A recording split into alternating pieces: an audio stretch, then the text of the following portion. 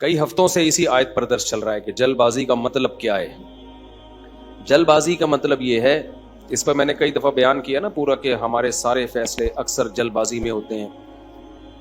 نبی صلی اللہ علیہ وسلم کو دو صفات بہت پسند تھیں، الحلم برداشت اور سوچ سمجھ کے فیصلے کرنا. طلاقیں جلد بازی میں ہوتی ہیں، مار دھاڑ جلد بازی میں، بہت سارے کام ہمارے جلد بازی میں ہو. کسی کے بارے میں رائے جلدی قائم کر لیتے ہیں، کسی کو اچھا کہنے میں بہت جلدی کرتے ہیں، کسی کو برا کہنے میں بھی بہت جلدی کرتے ہیں. تو اسی طرح جو شخص بھی جس کی دل میں کوئی خواہش پیدا ہوئی، اس خواہش کو فوراً پوری کرنے کی کوشش کرنا، یہ بھی کیا ہے؟ جلد بازی. آپ سوچ تو لو بھائی، یہ خواہش پوری کرنے سے آپ کو فائدہ ہوگا، نقصان ہوگا، کہیں لت تو نہیں پڑ جائے گی آپ کو؟ نشہ ہے، دل چاہتا ہے، لوگ کر لیتے ہیں بھائی، اس سے تو آپ تباہ و برباد ہوتے چلے جاؤ گے. تو جو خواہشات کا غلام ہوتا ہے وہ جلد باز ہوتا ہے، اور جو مستقبل سامنے رکھ کے زندگی گزارتے ہیں ان کی طبیعت میں جلد بازی نہیں ہوتی، ہمیشہ وہ کامیاب ہوتے ہیں. تو یہاں بھی اللہ نے کیا فرمایا کہ جلد بازی کی ایک مثال اللہ نے بیان کی ہے. وہ مثال یہ ہے، اذا مسہ الشر جزوعا، جب کوئی مصیبت پہنچتی ہے نا، ہونا یہ چاہیے مصیبت میں انسان کا دل کرتا ہے ہلڑ بازی کا، ہاں ہو چیخو پکار، ادھر ادھر، ڈپریشن ہوتی ہے اس کو. تو جو دل کر رہا ہے وہ آپ کرنا شروع کر دو، اس پہ کنٹرول نہ کرو کہ بھئی اس کا کوئی فائدہ ہوگا یا نہیں ہوگا.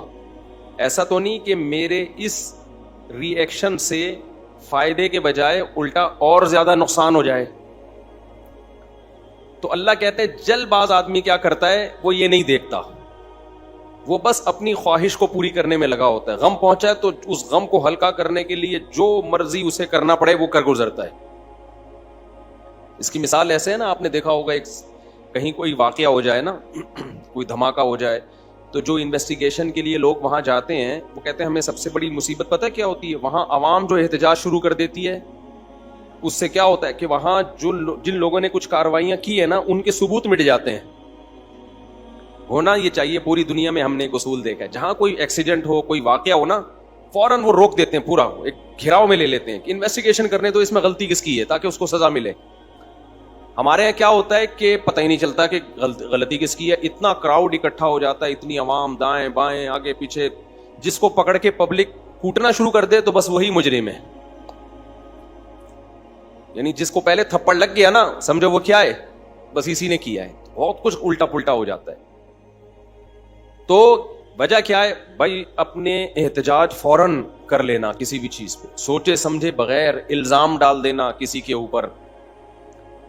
کئی سال پرانی بات ہے، کیس ہمارے سامنے آیا کہ ایک لڑکی کے نمبر پہ کہیں کوئی مس کال آ گئی. یہ گاؤں میں واقعہ ہوا تھا. اب غیرت مند بھائی تھا، اس نے دیکھا یہ کون ہے، دیکھا کسی لڑکے کا فون ہے. پہلے سے اس لڑکی کے بارے میں کسی نے اس کا دماغ، بہن کے بارے میں دماغ بھرا ہوا تھا. ہوتے اس نے کیا کیا، اس کو گولی مار دی. اب بہت پرانا قصہ ہے تو ابھی مجھے تھوڑے سے اس کے آثار باقی رہ گئے دماغ میں، پورا قصہ مجھے یاد نہیں ہے. بعد میں انکوائری کی پتہ چلا کہ جی یہ لڑکی بالکل بھی انوالو نہیں تھی، جس بندے نے کی ہے وہ گڑبڑ کرنے کی کوشش کر رہا تھا. تو اب کیا ہوا ہے کہ اچھی اس کو پتا چلا کہ یار میری بے گناہ بہن کو میں نے مار دیا. ٹینشن میں اتنا گیا ہے کہ اپنے آپ کو بھی مار دیا. پہلے ایک جرم کیا، ٹینشن سے انکوائری پوری کی نہیں ہے.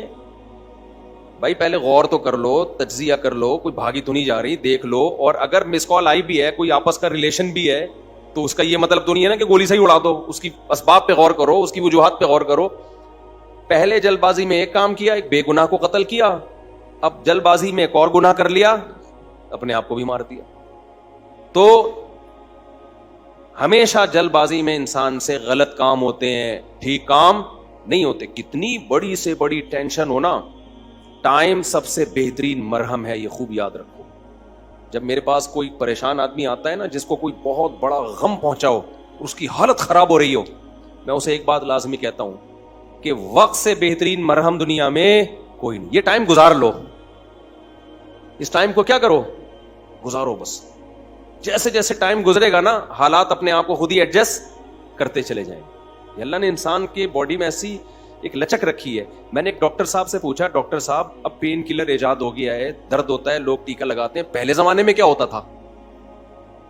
داڑھ کے درد کی تکلیف کتنی زیادہ ہوتی ہے نا, داڑھ کا درد ہو رہا ہو, اب تو پین کلر کھا لیتے ہیں لوگ. تو کیا کرتے تھے 2-4 دن کے بعد تو مرنے لگتے ہوں گے. انہوں نے کہا اللہ نے ایسا سسٹم بنایا ہے, پین جب زیادہ عرصہ چلتا ہے نا باڈی, یا تو وہ خود ہی باڈی اس کو کم کر دیتی ہے یا وہ فیل ہونا کم ہو جاتا ہے. تو اللہ بھی تو ہے نا, اللہ کے میاں کا بھی تو ایک سسٹم ہے بنایا ہوا. جیل میں جو لوگ قید میں چلے جاتے ہیں, لمبے لمبے عرصے قید رہتے ہیں, جب وہ چھوٹ کے آتے ہیں بتاتے ہیں کہ شروع میں ہم 2-3 دن خودکشی کے خیال آتے تھے اس کوٹری میں, یار کیسے نکلیں گے, کہاں جا کے سر ماریں. کہہ رہے ہیں 1 ہفتہ 2 ہفتہ 3 ہفتہ 4 ہفتہ, اس کے بعد یوز ٹو. کیا ہو گئے؟ ایک آدمی 4 سال جیل میں رہ کے آیا, 4 سال.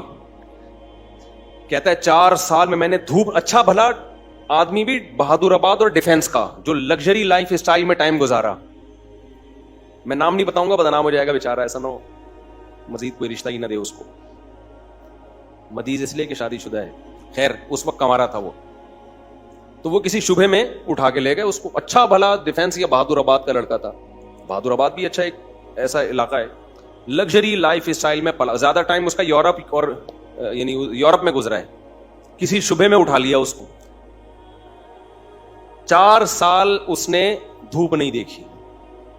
کہہ رہے میں جب اندر گیا ہوں نا, ایک پپو فیملی کا, برگر فیملی کا بچہ اندر گیا تو کیا حال, لیکن کچھ چیزیں سنی بھی تھی علماء کی تقریریں, کچھ صبر سے متعلق, کچھ ایک کہ بھائی جب مصیبت اللہ کی طرف سے آتی ہے اس میں اجر اللہ کی طرف سے. بھائی قصور تو نہیں تھا اس کا, اب یہ تو اللہ کی طرف سے مصیبت ہے. نبی صلی اللہ علیہ وسلم نے فرمایا ایک کانٹا بھی چبھتا ہے نا اس پہ بھی اجر ملتا ہے. اللہ تھوڑی غافل ہے, ہر چیز آزمائش ہے ہمارے لیے. خوب سمجھ لو, اتفاق سے کچھ بھی نہیں ہو رہا. یہ جو ہم سمجھتے ہیں نا بائی چانس ایسا ہو گیا ہے, یہ ہمیں دیکھنے میں ایسا لگ رہا ہوتا ہے, ورنہ بائی چانس کچھ بھی نہیں ہوتا. جو کچھ ہو رہا ہے اللہ کے ارادے سے ہو رہا ہے. خوشی بھی پہنچ رہی ہے اللہ کے ارادے سے, غم بھی پہنچ رہا ہے اللہ کے ارادے سے. تو نبی نے فرمایا کہ جس کو خوشی پہنچتی ہے نا مسلمان کو, کافر کو خوشی پہنچتی ہے, کہتے بائی چانس یہ ہو گئے, میری لک ہے. وہ لک کہتا ہے اس کو, لک ہے. ایک دفعہ میں ایک ڈاکومنٹری دیکھ رہا تھا, یہ جو کروڑوں اسپم ہوتے ہیں نا جو ماں کے رحم میں جاتے ہیں, جن میں سے ایک کو اللہ سلیکٹ کرتے ہیں انسان بنانے کے لیے. تو ڈاکومنٹری میں کسی گورے نے لکھا ہوا تھا کہ آئی ون دس میچ, یعنی کروڑوں خربوں میں میں یہ میچ جیت گیا. ٹھیک ہے, او بھائی تو نہیں جیتا ہے, یہ سلیکشن کس کی ہے؟ اللہ کی ہے. وہ کہہ رہے ہیں بھی بائی چانس ہو گیا کہ میں پیدا ہو گیا. بائی چانس کوئی بھی نہیں ہوتا, سب کس کا ارادے سے ہو رہا ہے؟ اللہ کے. اللہ نے تجھے پیدا کرنے کے لیے کمبخت سلیکٹ کیا ہے. اور اللہ پھر کہہ رہے ہیں نحن خلقناکم, ہم نے تمہیں پیدا کیا, ہمارا احسان ہے, تو اس احسان کا بدلہ دو. تو جہاں آپ یہ کہیں گے نا اتفاق سے ایسا ہو رہا ہے, وہاں خوشی پہ اتراؤ گے بھی اور غموں پہ ٹینشن میں بھی آؤ گے. یار کیوں ہو گیا میرے ساتھ؟ اچھا ہٹلر کتنا روتا رہا تھا آخری عمر تک, تبھی پھر وہ خودکشی کر لی اس نے کہ یار 1 ہفتہ پہلے میں رشیا پہ اٹیک کر دیتا, ہاں یار کتنی بڑی غلطی ہوئی ہے مجھ سے. وہ کہتے ہیں ایک ہفتہ پہلے اٹیک کر دیتے نا تو رشیا کا نقشہ کچھ اور ہوتا. وہ 1 ہفتہ رہ گیا, پتہ نہیں پولینڈ کے کس کے چکر میں رہ گیا, تو وہ رشیا نے اٹیک کر کے اس کی ایسی کی تیسی کر دی. تو روتا رہتا تھا وہ. ابے روتا رہتا نہیں, تو نے جو کچھ حرکتیں کی ہیں تو اللہ نے تجھے کیا دیا اس کا بدلہ. خیر تو توبہ کر لیتا. مسلمان ہوتا تو کیا کہتا, یار اللہ کی طرف سے چپت لگ گئی ہے میرے, اب توبہ استغفار کر لو. اور توبہ ایسی خاندانی چیز ہے یار, کچھ بھی ہو جائے. ہٹلر مسلمان ہوتا, کہتا میں نے ہزاروں لاکھوں انسانوں کو قتل کر دیا, بند کمرے میں جا کے گڑ گڑا لیتا اللہ سے, معاف کر دے اللہ. دنیا کو نہیں پتا چلتا, اللہ کیا کر دیتا, معاف. لیکن چونکہ کافر تھا تو کیا ہوا ہے, اس نے قوم کا مجرم تھا وہ, اس نے کہا کیا کر سکتے ہیں, اس کو پتا تھا پبلک نہیں چھوڑے گی, تو اٹھا کر کے مارکیٹ سے اپنے آپ کو شارٹ کر. انجام بھی برا, زندگی بھی بری. مسلمان کی زندگی بری ہو, کم از کم انجام اچھا اس کے اختیار میں ہوتا ہے. یار اللہ کو منا لو. اللہ کہتا ہے 100 انسانوں کے قاتل کو بھی میں بخش دوں گا. خیر میں وہ واقعہ سنا دوں میں. تو وہ کیا ہوا ہے کہ وہ بہادر آباد کا پپو بچہ جو ہے نا, کہاں چلا گیا, جیل. اب علماء سے اس کا تعلق تھا, ماشاءاللہ داڑھی بھی رکھی ہوئی تھی اس نے, کہ یار اب یہ غم کس کی طرف سے ہوتے ہیں, اللہ کی طرف سے. تو مجھے اپنا قصہ سنا, میں نے کہا یار 4 سال میں تو دھوپ میں نا 1 دن نہ بیٹھوں, میں ڈپریشن میں جانا شروع ہو جاتا ہوں. جو بند کمروں میں لوگ سارا دن بیٹھے رہتے ہیں, پتہ نہیں کیسے. ہم نیچر سے جس کو بھی محبت ہوگی نا, وہ دھوپ نہیں چھوڑ سکتا بھائی. بکریاں مرغی انڈے نہیں چھوڑ سکتا, دھوپ نہیں چھوڑ سکتا. وہ بکریاں مرغی تو چلو زیادہ ہو گیا, لیکن دھوپ نہیں چھوڑ سکتا وہ. تو میں نے کہا 4 سال آپ کیسے بند کمرے میں رہے ہیں, اور بھی قیدی تھے. کہہ رہے میں 2-3 دن تو ٹینشن میں رہا. پھر میں نے کہا اچھا یہ بھی نہیں پتا کہ نکلیں گے کبھی یہاں سے. یہ پتا ہو نا آدمی کہتا ہے چلو 4 سال میں دن گننا شروع کر دو. یہ بھی نہیں پتا نکلیں گے ہی بھی نہیں نکلیں گے. کہہ رہے میں نے کہا جو ہونا تھا وہ تو ہو گیا, اب ہم تو جیل کی دیوار توڑ کے بھاگ نہیں سکتے. تو کہہ رہے میں نے کیا کیا, پھر وہاں پر میں نے اٹھک بیٹھک اور ایکسرسائز شروع کر دی کہ بھائی ٹائم کیا کرو, پاس کرو. ٹھیک ہے. کہہ رہے اس کا فائدہ یہ ہوتا ہے 400 دفعہ میں بیٹھ کے, کیونکہ اور تو کوئی کام ہی نہیں ہے اسٹیمنا بنانے کے علاوہ. اسٹیمنا بنانے کے علاوہ کوئی کام ہے ہی نہیں. اچھا ہے بڑا پاورفل ماشاء اللہ, آپ کبھی ملو تو آپ دیکھو گے بہت زیادہ ساری طاقت جیل میں بنائی ہے اس نے. کہہ رہا ہے میں بیٹھ کے لگاتا تھا ان 4 پھر ڈپس لگاتا تھا, پتہ نہیں کتنے ڈپس لگا لیتا تھا, ایکسرسائز کرتا تھا. کہہ رہا ہے اس کا فائدہ یہ ہوتا تھا اتنا تھک جاتا تھا کہ مجھے نیند خاندانی آتی تھی. ظاہر ہے نیند تو بیسیوں بیماری کا علاج ہے. ڈپریشن ختم کرنے کا سب سے بہترین ذریعہ ہی گہری نیند ہے. ڈاکٹر ڈپریشن کے مریضوں کو کیا دیتے ہیں, نیند کی گولیاں دیتے ہیں, سوتا رہے بس, پتہ ہی نہ چلے پی ٹی آئی آ رہی ہے کہ جے یو آئی آ رہی ہے کہ مسلم لیگ آ رہے ہیں, کہ یہ ٹینشن ہی ختم, اسٹیبلشمنٹ کیا کر رہی ہے چھوڑو. تو کہہ رہے میرے ساتھ جو قیدی تھے نا وہ بہت سے اس میں پاگل ہو گئے, کیونکہ بیٹھے رہتے تھے, سوچتے رہتے تھے ہر وقت دماغ میں نا کیا یہاں سے نکلے کیسے, حالانکہ بہت سے جرم کر کے آئے ہوئے تھے. ٹھیک ہے, ان کا تو بنتا تھا. کہہ رہے 4 سال کے بعد رہائی کا فیصلہ ہوا. کہہ رہے ہم جب باہر نکلے تو پھر دنیا جنت لگی. پھر اب اس نے 4 شادیاں استغفر اللہ کی ہیں, تو خیر کی ہیں, واقعی 4 کی ہیں. کہہ رہے اس سے مجھے پاور کیا ملی. کہہ رہے ہم تو جرم مجرم تھے نہیں, ہم جب باہر آئے نا ہم نے کہا اچھا یہ ہوتا ہے, ٹوٹل سزا کیا ہے, کچھ بھی کر لو یہ ہے. تو کہہ رہے میرے اندر اتنا اسٹیمنا پیدا ہو گیا دنیا میں کچھ کر گزرنے کا. آپ کو پتا ہے جیل ہمارے مجرم بناتے ہیں, جیل میں جا کے نا اسٹیمنا بڑھ جاتا ہے مجرم کا, سمجھ رہے ہو. ایک تو اس کو یہ پتا ہوتا ہے آئندہ اس طرح سے کام کرو گے تو پکڑے نہیں جاؤ گے, اس طرح سے کیا تھا تو پکڑا گیا تھا نا, اب یہ والی غلطی نہیں کرنی. تو اس لیے شریعت میں جیل کی سزا نہیں ہے, شریعت میں ہے کہ اسی وقت نمٹا دو. چوری کی ہاتھ کاٹو, چلو بھائی نکل پتلی گلی سے, شاباش. ہم کیا کرتے ہیں چوری کی جیل, تو کہتا ہے یار اس دن وہ سی سی ٹی وی کیمرہ دیکھنا بھول گیا تھا میں, آئندہ تھوڑا خیال کروں گا. پھر وہاں سارے چور ہی بیٹھے ہوتے ہیں, کوئی نیک آدمی تو آیا نہیں ہوتا جیل میں, تو چور آپس میں ان کی کیا ڈسکشن ہوگی, وہ تہجد کی باتیں تھوڑی کریں گے. وہ ابھی تو نے کیا کرتا ہے, وہ میں نے اتنے بندے مار دیے, آپس میں ان کا گینگ بنتا ہے, پھر آپس میں نمبر ایک دوسرے کے ساتھ وہ شیئر کرتے ہیں کہ جب باہر نکلیں گے تو پھر دیکھتے ہیں ہم. اور 4 سال میں 10 سال میں کیا کچھ ہوتا ہی نہیں ہے, تو کچھ کرنے کی صلاحیت ان میں ویسے ہی ختم. وہاں جا کے کوئی یہ تھوڑی کہ وہ ماسٹرز کر رہے تھے یا پی ایچ ڈی کے اسکالر بن کے باہر آئے, یا کوئی انجینئرنگ مکمل کر لی اب باہر جاب ملے گی. 4 سال 8 سال زندگی کے بہترین ان کے ویسے ہی برباد ہو گئے. اب ان کے پاس کمانے کے لیے چپل چوری کے علاوہ اور کوئی راستہ ہوتا نہیں ہے, یا باقی چوریاں ڈکیتیوں کے علاوہ کوئی راستہ ہی نہیں ہوتا ان کے پاس. تو نظام اتنا گندا ہے, اس لیے اسلام نے سزا رکھی ہے, اس میں ادھار نہیں رکھا. قصاص ہے, ثابت ہو گیا کہ بھائی اس نے بندہ مارا ہے, فوراً پکڑ کے وارثوں کے حوالے کیا جائے گا, بھائی تمہارا باپ مارا ہے, تم بتاؤ کیا کرنا ہے. اب وہ فیصلے میں دیر کر رہے ہیں تو اس دوران جیل میں بند کیا جائے, بھاگ نہ جائے. جیل میں اس کو تمام سہولتیں دی جائیں گی, بھائی یہ بندہ بھاگے گا نہیں, جلدی 1 ہفتہ ہے آپ کے پاس, فیصلہ کرو گردن اڑانی ہے یا اس سے بارگیننگ کرنی ہے. تو بارگیننگ میں جو ٹائم لگ رہا ہے اس دوران جیل میں رہے ایک الگ بات ہے. 1 آدھ ہفتہ سعودی عرب میں ایسا ہی ہوتا تھا, آپ کا پتہ نہیں کیا ہو رہا ہے. قصاص اب 1 ہفتہ, اس کے بعد سر قلم کرنا ہے, چلو بھائی اڑا دو سر سے.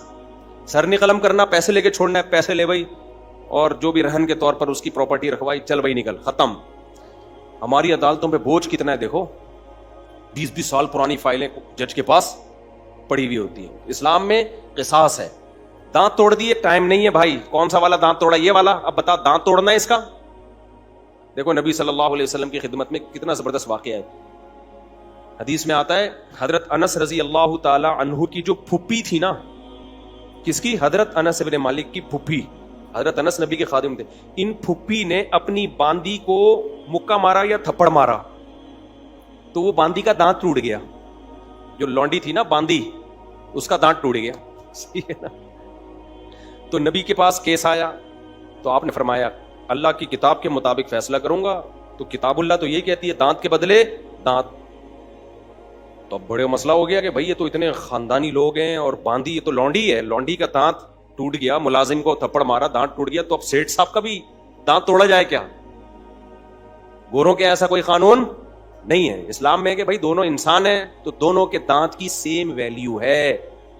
تو نبی نے فیصلہ کیا دانت کے بدلے دانت توڑا جائے گا. یہ بھی نہیں دیکھا کہ انس بن مالک میرے شاگرد ہیں, 10 سال میری خدمت کی ہے, تو اتنی خدمت گزار ہیں تو ان کی پھپھی کے ساتھ میں رعایت کروں. فرمایا نہیں, میں فیصلہ کروں گا کتاب اللہ کے مطابق. تو کتاب اللہ میں کیا تھا؟ دانت. اچھا, باندی کو یہ توقع نہیں تھی کہ میری جو مولا ہے, آقا ہے, اس کے دانت توڑے جائیں گے. ان لوگوں کو یہ توقع نہیں تھی. تو جب نبی نے فیصلہ کیا نا, تو پھر انہوں نے پھر معاف کر دیا کہ بھئی, انہوں نے کہا کہ یہ تو ہماری مولا ہے, مالکن ہے, میں اس کا دانت کیسے توڑ سکتی ہوں. تو پھر انہوں نے خود ہی معاف کر دیا. تو پھر نبی نے, کیونکہ اس کو حق ہے, تو کیس 2 منٹ میں کیا ہو گیا؟ ختم. اگر انگریز کی حکومت ہوتی یا ہماری پاکستانی حکومت ہوتی, اب تک چل رہا ہوتا وہ کیس. دونوں مر چکے ہوتے, دونوں قبروں میں جا چکے ہوتے, ابھی تک ان کے دانت کے کیس کی فائلیں بولو موجود ہوتی, اور پوسٹ مارٹم ہو رہا ہوتا کون سا والا دانت ٹوٹا تھا, ہلا تھا یا ٹوٹا تھا, ان کے مکے سے ٹوٹا. ایسا گندا غلیظ نظام ہمارے اوپر مسلط ہے, اس میں انصاف کے علاوہ سب کچھ ملے گا آپ کو. تو اسلام نے کیش سزائیں رکھی ہے, ٹھک ٹھک ٹھک کر کے, کہ بھائی تھپڑ کے بدلے میں کیا ہے؟ تھپڑ. تو قصاص کا نظام رکھا ہوا ہے اللہ میاں نے بڑا زبردست. وَكَتَبْنَا عَلَيْهِمْ فِيهَا أَنَّ النَّفْسَ بِالنَّفْسِ وَالْعَيْنَ بِالْعَيْنِ وَالْأَنْفَ بِالْأَنْفِ وَالْأُذُنَ بِالْأُذُنِ وَالسِّنَّ بِالسِّنِّ وَالْجُرُوحَ قِصَاص. کیا زبردست آیت ہے. اللہ فرماتے ہیں ہم نے لکھ دیا ہے, آنکھ کے بدلے آنکھ. کسی نے تمہاری آنکھ پھوڑی ہے, تم کورٹ میں جاؤ گے, جی اس نے آنکھ پھوڑی ہے, یہ ثابت کرو گے, دلائل سے ثابت کر دیا, کورٹ کہے گی تو بھی پھوڑ دے اس کی یہ والی آنکھ. البتہ یہ کام ڈاکٹر سے لیا جائے گا, ویسا نہ وہ پھوڑنے پھاڑنے میں کچھ اور ہی نہ پھوڑ پھاڑ دے, اتنا لمبا چھرا مارے کہ پیچھے سے ہی نکال دے. تو اس میں ماہرین سے مدد تو لی جائے گی, لیکن یہ ہوگا بھائی آنکھ ضائع کی ہے تو تمہاری بھی آنکھ ضائع کی جائے گی. دانت توڑا ہے, سن بسن, دانت کے بدلے دانت. سمجھ رہے ہو؟ تو یہ پوری قرآن نے ڈیٹیل بیان کی ہے. یہ ہوتا ہے انصاف, اٹ از کالڈ انصاف. اس میں جس نے جرم کیا شراب پی کے آیا تھا یا بغیر شراب کے کیا ہے, اس سے کوئی فرق نہیں پڑتا. یورپ امریکہ میں ہوتا ہے پی کے آپ نے دانت توڑ دیا تو کہتے ہیں سزا ہلکی ہے, کیونکہ آپ پیے ہوئے تھے, آپ کو ایکچولی پتہ نہیں تھا کہ میں کیا کر رہا ہوں. اسلام کہتا ہے پینا یہ آپ کا ہیڈ ایک ہے, جو جرم پینے کے بعد ہوگا آپ کو اس کی پوری پوری سزا ملے گی. تبھی اسلام میں احناف کا یہ موقف ہے کہ شراب پی کے طلاق دے دی تو ہو جائے گی. آپ یہ نہیں کہہ سکتے کہ میں نشے میں تھا, ہو جائے گی طلاق. کسی حدیث سے نہیں ہمیں پتہ چلتا کہ نشے میں طلاق واقع نہیں ہوتی, خوب سمجھ لو. تو اگر شراب کسی نے خود پی ہے تو وہ اس کا ایسا نہیں ہے کہ اپنے تصرفات اس کے کالعدم ہوں گے, تو بندہ مارے گا. شراب پی کے بندہ قتل کر دیا نا تو شرابی سے قصاص لیا جائے گا. حالانکہ قصاص تو ایسی چیز ہے جو شبہ سے بھی ساقط ہو جاتی ہے. سمجھ رہے ہو؟ دیکھو ایک مثال دیتا ہوں. آپ نے ڈنڈا گھمایا, کسی کے سر پھوڑ دیا, وہ مر گیا, تو قصاص نہیں ہے, آپ کو قتل نہیں کیا جائے گا, دیت دی جائے گی. وجہ اس کی ہے کہ اس میں اس بات کا امکان تھا کہ ہو سکتا ہے یہ قتل نہ کرنا چاہ رہا ہو, غلطی سے بندہ مر گیا ہو. جیسے موسیٰ علیہ السلام نے تھپڑ لگایا تھا قتل کرنے کی نیت سے تھوڑی, تو وہ بندہ ہی مر گیا. اب اس میں قصاص تھوڑی ہے بھائی, ہم نے جان کے تھوڑی مارا ہے. تو ڈنڈے میں اس بات کا امکان ہوتا ہے کہ بھائی ویسے ہی پتھر مار رہا ہو تو قتل کی ارادہ نہ ہو. آلہ جارحہ جسے کہتے ہیں نا, جو قتل ہی کے لیے بنے, بندوق ہے, چاقو ہے, اس سے کوئی مارے گا تو قصاص ہے. سمجھتے ہو کہ نہیں سمجھتے؟ ہاں, ڈنڈے سے کسی نے مارا اور دلائل سے پتا چل گیا کہ اس کی نیت ہی قتل کرنے کی تھی, وہ ایک الگ بات ہے. لیکن نارملی جو ہے نا, جب قتل کے لیے آلہ جارحہ کا ہونا ضروری ہے. اب مسئلہ یہ ہے, میں بات ہی پتہ نہیں بھول گیا جو بتانا چاہ رہا تھا. یہ میں نے ڈنڈے والی مثال کیوں دی ہے. ہاں دیکھو, میں بتانے کا مقصد یہ تھا کہ ذرا سا بھی شبہ آ جائے نا کہ پتہ نہیں اس کی نیت قتل کی تھی یا نہیں تھی, تو اس کا فائدہ کس کو ہوگا؟ قاتل کو. اس سے قصاص نہیں لیا جائے گا, کیونکہ ہو سکتا ہے یہ قتل نہ کرنا چاہ رہا ہو, غلطی سے بندہ مر گیا ہو, یہ تو سر پھوڑنا چاہ رہا ہو, خالی تھپڑ مارنا چاہ رہا ہو. لیکن شراب پی کے کسی نے بندہ مار دیا نا چاقو سے یا بندوق سے, یہاں شریعت قاتل کو فیور نہیں دیتی. حالانکہ زیادہ فیور بنتا ہے, یار اس کی نیت تھوڑی تھی, وہ تو پی کے ٹہل رہا تھا. تو احناف یہی کہتے ہیں, امام حنیفہ, کہ جب قاتل کو شراب کے بعد اتنا سا فیور نہیں دیا جا رہا, حالانکہ اس کا دماغ کام نہیں کر رہا, تو طلاق تو قصاص سے کم درجے کی چیز ہے. اس میں اگر کوئی پی کے طلاق دے گا نا تو ہو جائے گی. سمجھتے ہو؟ کیونکہ اس کے اس جرم کو فیور نہیں دیا جائے گا اس پہ, کیونکہ پی کیوں تو نے. وہ کہہ سکتا ہے نا, میں تو پی ہوئی تھی تو مجھے کیا پتا, پینے سے پہلے تو تجھے پتا تھا نا, پینے کے بعد کچھ بھی ہو سکتا ہے, بندہ بھی مر سکتا ہے, بیوی کو ڈیورس بھی ہو سکتی ہے. یہاں ایک مشہور سوال ہے کہ پی اس نے, سزا بیوی کو کیوں دے رہے ہو؟ تو طلاق میں شریعت نے مرد کے تصرف کا اعتبار کیا ہے, اس میں عورت کی پوزیشن کو نہیں دیکھا ہے کہ وہ مظلوم تھی یا ظالم تھی. مرد کی, کیونکہ طلاق کہتے ہیں مرد کی ملکیت سے چیز کا نکلنا, اس میں شریعت نے یہ سمجھا نقصان مرد کا زیادہ ہو رہا ہے. سمجھتے ہو کہ نہیں سمجھتے ہو؟ تو اب یہاں پر بھی یہی ہے کہ اگر کوئی بلا وجہ بیوی کو طلاق دے دے تو بھی تو عورت کا کیا قصور ہے, لیکن پھر بھی ہو جائے گی. تو ہم کہتے ہیں شراب پی کے دے رہا ہے تو بطریقہ اولا ہوگی.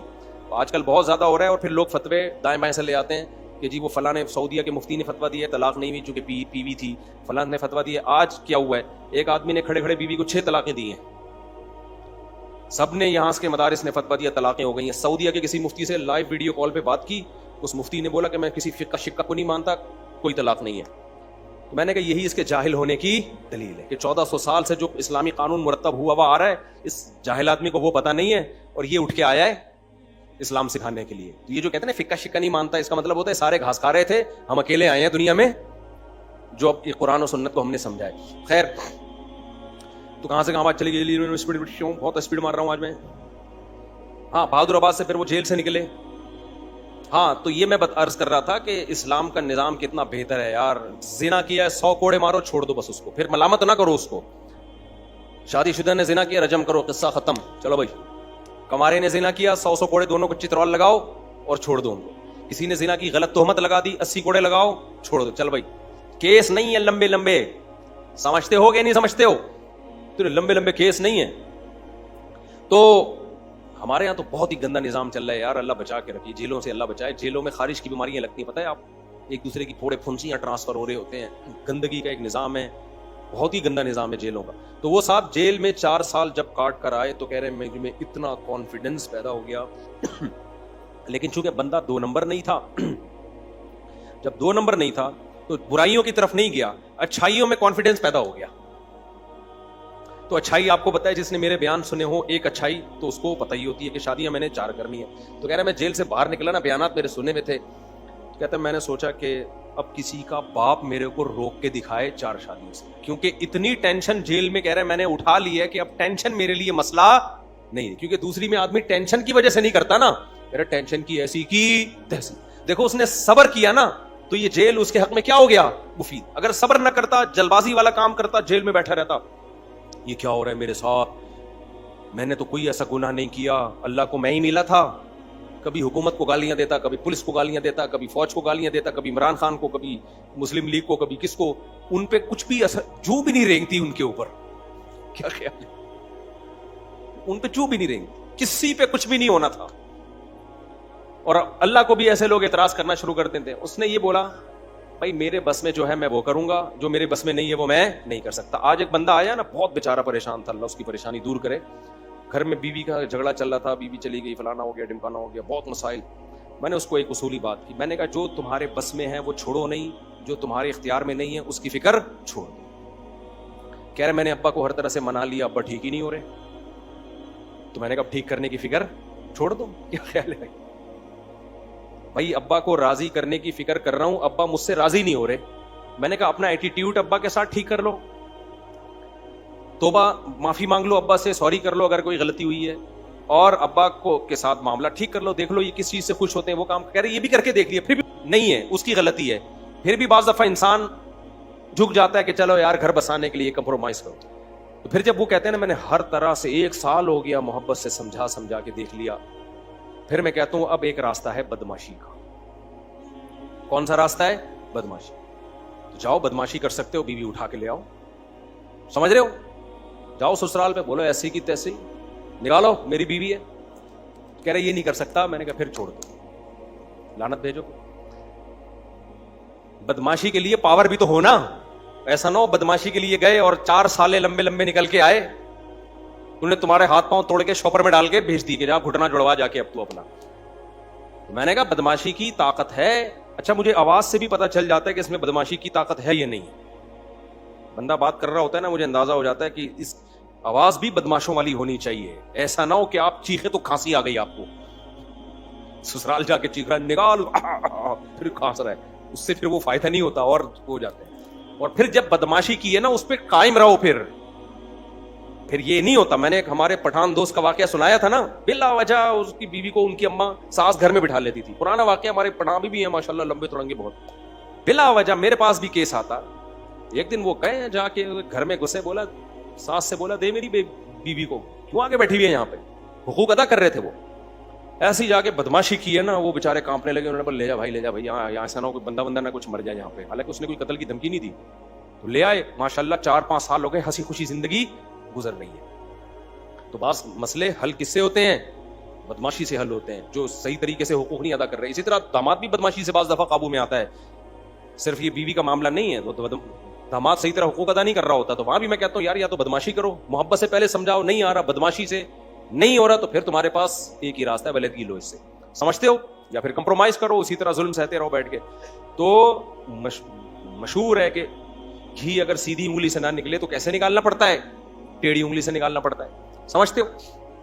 تو اس کے بڑے بڑے بین الاقوامی سطح پہ بھی یہی اصول ہے, ٹھیک ہے نا, بین الاقوامی ملکوں کی جنگوں میں بھی یہی اصول ہے کہ ہر جگہ محبت نہیں چلتی ہے, ہر جگہ آپ میں اگر طاقت ہے تو پھر آپ کو بدماشی دکھانی پڑتی ہے.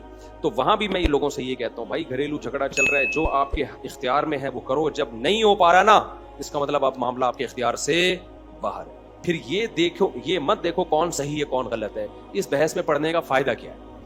لوگ آ کے مجھے کہہ رہے تھے میری بیوی غلط ہے غلط ہے, میں کہتا ہوں یار غلط ہے صحیح ہے, تو کر کیا سکتا ہے, کر کیا سکتا ہے تو؟ اب اس بحث میں پڑھنے کا فائدہ کیا کہ غلط ہے یا صحیح ہے؟ جب آپ کچھ کر نہیں سکتے تو لعنت بھیجو, دفع کرو یار, مٹی پاؤ, پھر کیا کرو؟ میں نے کہا ایک اور شادی کرو بس. کہہ رہے کوئی رشتہ نہیں دے گا, میں نے کہا تلاش کرتے رہو, کیونکہ رشتہ تلاش کرنا آپ کے اختیار میں ہے, کسی کو قائل کر کے اس سے زبردستی چھین لینا آپ کے اختیار میں نہیں ہے. تو بس گزارا چلاؤ ایسے ہی, اس وقت تک کمارے چھڑے چھاٹ رہو. کہہ رہے گناہ کا خطرہ ہے, میں نے کہا بچو گناہ سے, روزے رکھو جو اسلام نے بتایا. کہہ رہے اللہ نہ کرے پھر بھی ہو جائے تو توبہ استغفار کرو, ہونے کے بعد اب اس کو ریورس تو نہیں کیا جا سکتا نا, گناہ ہونے سے پہلے کے اصول یہ ہے کہ بچو, ہونے کے بعد اب ریورس نہیں ہو سکتا, یہ ہمارے اختیار میں نہیں ہے کہ ہم کہیں کہ اب ماضی میں جو ہو چکا اس کو ماضی کو اللہ کو کہیں. یہ تو جہنم میں جب جہنمی جائے گا نا اللہ سے یہی کہے گا دوبارہ بھیج دے, ریورس کر دے سارا عمل, بہت انسان کا بچہ بن کے زندگی گزاروں گا. اللہ کیا کہتے ہیں, پاسٹ کبھی ریورس نہیں ہوتا, ماضی کبھی تبدیل نہیں ہوتا. تو جو گناہ ہو گیا وہ ہو گیا, اب اس پہ کہ دوبارہ جا کے بچوں میں نہیں ہو سکتا. اب آپ کے اختیار میں یہی ہے کہ اللہ کو توبہ کر کے گڑ گڑا کے منانے کی کوشش کرو. زندگی کا اصول کھوپڑی شریف میں آ رہا ہے کہ نہیں آ رہا؟ جو اپنے اختیار میں, مولانا شرف علی تھانوی رحمۃ اللہ علیہ بات بہت زیادہ تاکید سے کہتے تھے, جو چیز آپ کے اختیار میں ہے اسے چھوڑو نہیں, اور جس چیز کے آپ کا اس پر اختیار نہیں ہے اس کے پیچھے مت پڑو. اب رو رہے ہوتے ہیں اپنی بیوی کی خاطر, بڑے اچھے لوگ ہوتے ہیں جو رو رہے ہوتے ہیں, کو یاد آ رہی ہے, میں کہتا ہوں بھائی دیکھو آپ کو اس سے محبت ہے اس کو نہیں ہے تو کیا کرو گے؟ نہیں, یا تو بدماشی یا محبت, دونوں ہی نہیں ہے تو رونے کا حل ہے میرے پاس. کہتے میرا دل جل رہا ہے, رونے کا حل ہے. رونے کا حل یہ ہے کہ اس کو یاد کرنا چھوڑ دو, کہیں اور شادی کر کے دل ادھر لگاؤ, آہستہ آہستہ یہ دل کیا ہو جائے گا, یوں سمجھو مر گئی. مرنے کے بعد بھی تسلی آ جاتی ہے نا کچھ وقت کے بعد, یہ قبر میں جا کے لیٹے جاتا ہے آدمی, مٹی ڈال کے آتے ہیں, بھول بھلیا ہو جاتا ہے کچھ وقت, بڑے سے بڑی محبت ختم ہو جاتی ہے, تو یہ بھی کہ ختم ہو جائے گی. ان کمبخت علاج کرنا چاہتے ہی نہیں ہے نا, بار بار اس کو معشوقہ کو یاد کر کے یار کر کے ٹینشن لے گا, تو یہ ٹینشن تیری بنائی بھی ٹینشن ہے. تو اس کا نام لینا چھوڑ دو, نمبر بلاک کر دو, تذکرہ چھوڑ دو, اس گلی میں جانا چھوڑ دو جہاں سے سیٹنگ شروع ہوئی تھی, ساری یادیں چھوڑ دو اور اپنے آپ کو بزی کر لو کہیں اور. آہستہ آہستہ دماغ کیا ہو جائے گا, خالی. 1 سال لگے گا, 1.5 سال لگے گا, 2 سال لگے گا, اور اگر اس کی محبت ختم نہ بھی ہوئی نا تو یہ جو جذبات ہیں یہ ختم ہو جائیں گے, تھوڑی سی رہ جائے گی, وہ نقصان نہیں دیتی, وہ غیر اختیاری ہے. سمجھتے ہو کہ نہیں سمجھتے ہو؟ تو بھائی زندگی گزارنے کا اصول یہ ہے کہ جو چیز اپنے اختیار میں ہے اسے چھوڑو نہیں, جو اختیار میں نہیں ہے اس کے پیچھے مت پڑو, اور یہ سوچ کے کہ غلط ہو رہا ہے, جتنا بھی ہو رہا ہے ہم اس کو ٹھیک نہیں کر سکتے. دیکھو ہر تھوڑے دن میں پیٹرول مہنگا ہوتا ہے کہ نہیں ہوتا, صحیح ہوتا ہے یہ یا غلط ہوتا ہے؟ کس قدر غلط ہوا ہے نا. اب میں ٹینشن لوں یار اتنے کی گاڑی نہیں ہے, جتنے قسطیں نہیں جا رہی گاڑی کی جتنے کا ڈیزل جا رہا ہے, تو کیا میرے اس ٹینشن سے فائدہ ہوگا؟ بار بار بیٹھا ہوں میں یہ ہر وقت یہی تذکرے لے کے, ڈیزل مہنگا ہو گیا, پیٹرول مہنگا ہو گیا, ڈیزل مہنگا ہو گیا, پیٹرول مہنگا ہو گیا, ٹماٹر مہنگا ہو گیا, خربوزہ مہنگا ہو گیا, تربوز مہنگا ہو گیا, یہ مہنگا ہو گیا. اس سے خدا کی قسم گورنمنٹ پر, ہماری ڈھیٹ قسم کی گورنمنٹ پر تو سوال ہی پیدا نہیں ہوتا کوئی اثر پڑ. یہاں کراچی میں اتنا قتل ہو رہا ہے انسانوں کا, اس سے جب حکومت پہ فرق نہیں پڑ رہا تو ٹماٹر مہنگے ہونے سے کیا فرق پڑے گا؟ آئے دن لاشیں پڑی ہوئی ہیں نا کراچی میں. پرسوں کسی سفید ریش, چند دن پہلے سفید ریش بزرگ کو ڈاکو نے مار دیا, وہ تو ڈاکو تو تھوڑی دیکھ رہے ہیں. جب گورنمنٹ پہ ان چیزوں کا اثر نہیں پڑ رہا تو ٹماٹر تو بات کی چیز ہے. تو اس سے کیا ہوگا, ہم سوچ سوچ کے سوائے اپنے آپ کو ٹینشن دینے کے کچھ بھی حاصل بولو نہیں ہو. دنیا میں بہت کچھ غلط ہو رہا ہے, ہم اگر اس غلط کے پیچھے ہم نے دیکھنا ہے ہم نے اس غلط کو صحیح کرنے کے لیے کیا کر سکتے ہیں. جو کر سکتے ہیں سوٹیبل طریقہ ہو, جذباتی باتیں نہ ہو. جذباتی باتیں بہت لوگ کر رہے ہوتے ہیں, سوٹیبل جو طریقہ ہے اس کو اختیار کیا جائے, اور جو آپ کے اختیار میں نہیں ہے اس کو چھوڑ دیا, اس پہ تبصرہ بھی نہ کرو.